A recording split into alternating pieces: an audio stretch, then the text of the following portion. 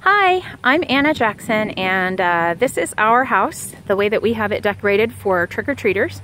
And I just wanted to share some of our ideas with you if you're wanting to share the gospel with people on Halloween.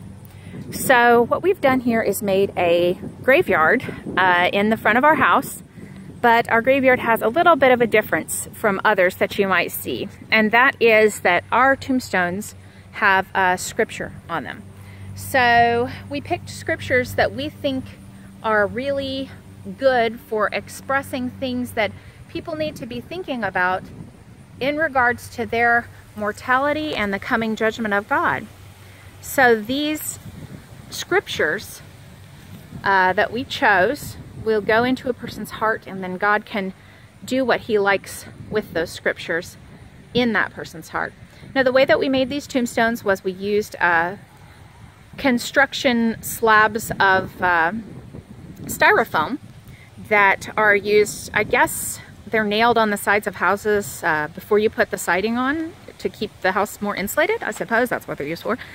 But they're not very expensive, and you can get them at just about any hardware store. We cut the shapes out with a serrated knife, and then we printed the words that we wanted on sheets of paper and taped them to the styrofoam, then used a wood burning tool to burn through the styrofoam and or through the paper and then into the styrofoam to actually make it look like it was engraved.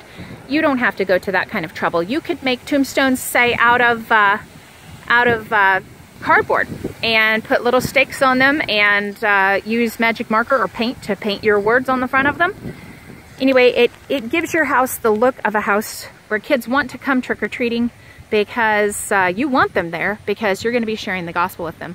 The other thing that we did that, you know, I think is kind of cool is we did a banner for deathbath.com, which is a website that I designed back when I was a full-time webmaster working for Living Waters.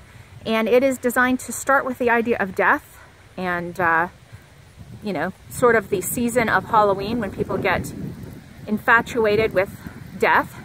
And it takes that and uses it as a stepping off point to share the gospel. So, hope you found this helpful and gives you some ideas.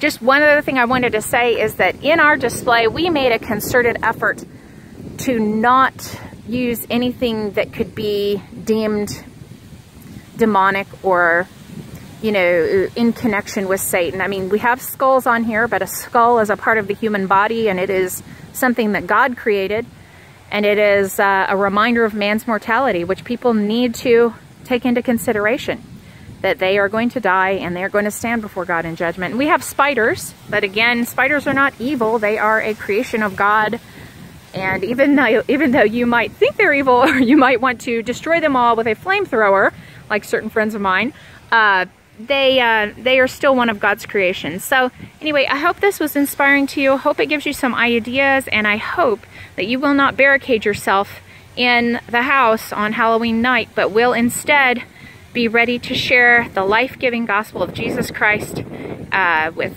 tracts or with just your voice as you stand at the door giving kids candy. And I hope you make it a night that you use for God's purposes in your life and in the lives of all the people that you touch. God bless you. Bye-bye.